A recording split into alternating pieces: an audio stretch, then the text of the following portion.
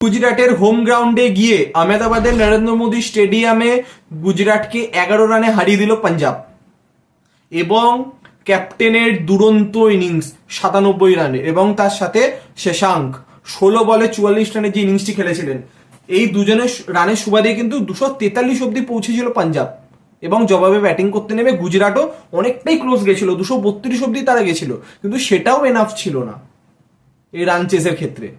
244 target ছিল, সেখানে তারা 232 করতে পারে, 11 রানে তারা ম্যাচটা হেরে যায়। তো এবার বিষয় হচ্ছে শ্রেয়াস আইয়ার লাস্ট অব্দি নট আউট ছিলেন 97 রানে।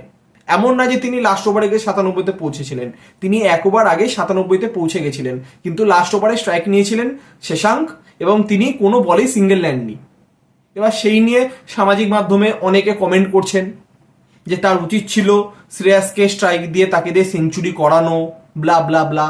কিন্তু আপনারা যদি পুরো ম্যাচটা দেখেন, সেই ওভারে তিনি 5টি 4 মেরেছিলেন, 1টি 2, 1টি ওয়াইড, টোটাল 23 রান হয়েছিল। কিন্তু তিনি যদি সেটা না করে যদি সিঙ্গেল নিতে যেতেন, শ্রেয়াসও নিজের সেঞ্চুরির জন্য একটা বল ডট হতোই, তাহলে আলটিমেটলি কি হতো, আপনার টোটালে কম করে 10 রান কম হতো এবং পাঞ্জাব জিতেছে মাত্র 11 রানে। তো 10 রান কম হলে ম্যাচ আরো ক্লোজ হয়ে যেত, ইভেন হয়তো হেরেও যেতে পারত। এখানে শ্রেয়াস আইয়ারও নন স্ট্রাইকারে থেকে তিনিও কিন্তু সিঙ্গেল নিতে ইন্টারেস্ট দেখাননি, তিনিও 2 রানের জন্য দৌড়েছিলেন, অর্থাৎ টিমের প্রায়োরিটিটাই তার কাছেও আগে ছিল। তো যার সুবাদে পাঞ্জাব ম্যাচটা জিতে নিতে পেরেছে এবং আরো একবার প্রমাণিত হয়ে গেল যে রোহিত শর্মা চ্যাম্পিয়ন্স ট্রফির আগে যে কথাগুলি বলেছিলেন যে মোহাম্মদ সিরাজের বল যত পুরনো হয় তার এফেক্টিভনেস কমতেই থাকে, এবং আজকে প্রুভ হয়ে গেল। 4 ওভারে তিনি 54 রান খেয়েছেন। লাস্ট ওভারে তিনি বোলিং করতে এসে যে কি বোলিং করেছেন তিনিই জানেন। প্রপার ইয়র্কার নেই, প্রপার স্লো বল নেই, সিধা বল করে গেছে আর মেরে ফাটিয়ে দিয়েছে শশাঙ্ক। তো আমরা যদি একটু শুরু থেকে দেখি, পাঞ্জাব যখন ব্যাটিং করছিল একটা টাইমে কিন্তু সাই কিশোর 2টো পরস্পর উইকেট নিয়ে নিয়েছিল, ম্যাক্সওয়েলকে প্রথম বল আউট করে দিয়েছিল, কিন্তু সেই টাইমে কিন্তু পাঞ্জাব সত্যি চাপে পড়ে গেছিল। কিন্তু তার পরের বার যখন সাই কিশোর বোলিং করতে এলো, সেখানে 2টো 6 মারেন শ্রেয়াস আইয়ার, সেখানে গুজরাট চাপে পড়ে যায় এবং সেখান থেকেই কিন্তু মোমেন্টাম পাঞ্জাব নেওয়া শুরু করে।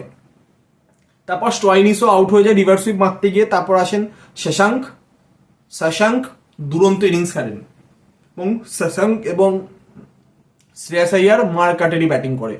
শ্রেয়াস আইয়ার 42 বলে 97 রানে নট আউট ছিলেন এবং ফাইনালি 243-এ পৌঁছায় পাঞ্জাব। গুজরাটের হয়ে 4 ওভার বোলিং করে 54 রান খেয়েছে সিরাজ, 4 ওভারে 41 খেয়েছে রাবাডা, 3 ওভারে 48 খেয়েছে রশিদ খান। সাই কিশোর 4 ওভার বোলিং করে তিনি 3টে উইকেট নিয়ে 30 রান খেয়েছেন এবং 3 ওভার বোলিং করেছিলেন প্রসিদ্ধ কৃষ্ণা, তিনিও 40-এর ওপর রান খেয়েছেন। তো অবশ্যই গুজরাটে বোলিং ভালো হয়নি এবং 244 রান চেস করতে নেমে গুজরাট 232 করে এবং তাদের হয়ে 4 জন ভালো ব্যাটিং করতে পেরেছে, সাই সুদর্শন, শুভমান গিল, তারপর জস বাটলার এবং তারপর হচ্ছে রাদারফোর্ড। কিন্তু 4 জনের ইনিংসটাও সাফিসিয়েন্ট ছিল না এই পাহাড় প্রমাণ রান চেস করার জন্য। তারা 232-এ তাদের ইনিংস শেষ হয়ে যায়, 20 ওভার শেষ হয়ে যায় এবং তারা 11 রানে ম্যাচটি হেরে যায়। তো আমরা যদি পাঞ্জাবের পয়েন্ট অফ ভিউ থেকে দেখি, অতি অবশ্যই তাদের কাছে পজিটিভ দিক থাকবে তাদের ব্যাটিং, কিন্তু কোথাও গিয়ে চিন্তার কারণ থাকবে বোলিং, কারণ বোলিংয়েও কিন্তু তারা 232 রান খেয়েছে। তো সেই দিকগুলোও তারা চাইবে নেক্সট ম্যাচে একটু নজর দিয়ে যাতে রেকটিফাই করা যায়। এবং গুজরাটের পয়েন্ট অফ ভিউ থেকে মেন সমস্যার কারণ সেটা হচ্ছে ডেথ ওভার্সে কে বোলিং করবে। কারণ আগামী গত 1-2 বছর আমরা দেখেছিলাম ডেথ ওভার্সে তাদের মেন বোলার ছিল মোহিত শর্মা, কিন্তু তাকে তারা ছেড়ে দিয়েছে, তিনি দিল্লিতে চলে গেছেন। এবার প্রশ্ন, ডেথ ওভার্সে কে বোলিং করবেন? মোহাম্মদ সিরাজকে দিয়ে চলবে না, প্রসিদ্ধ কৃষ্ণাকে দিয়েও চলবে না।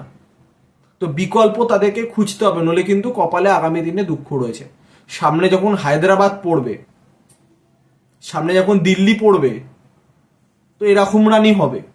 এবার প্রতি ম্যাচে ব্যাটসম্যানরা যে 230-40 অব্দি করবে সেই এক্সপেকটেশন রাখাটা ভুল। তো সেই জায়গাতে তারা অতি অবশ্যই চাইবে নিজেদের ভুল ত্রুটি শুধরে নেক্সট ম্যাচে ভালোভাবে কামব্যাক করতে।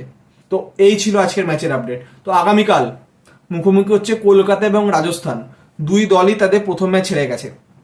তো 2 দলই চাইবে কালকের ম্যাচ জিতে এই সিজনের প্রথম জয়টি তুলে নিতে। তো কালকের ম্যাচে খুবই গুরুত্বপূর্ণ 2টি দলের ক্ষেত্রে। তো কালকের ম্যাচেরও বিস্তারিত আপডেট নিয়ে অতি অবশ্যই দেখা হবে কালকে নতুন ভিডিওতে। তো আজকের মতো এতটাই।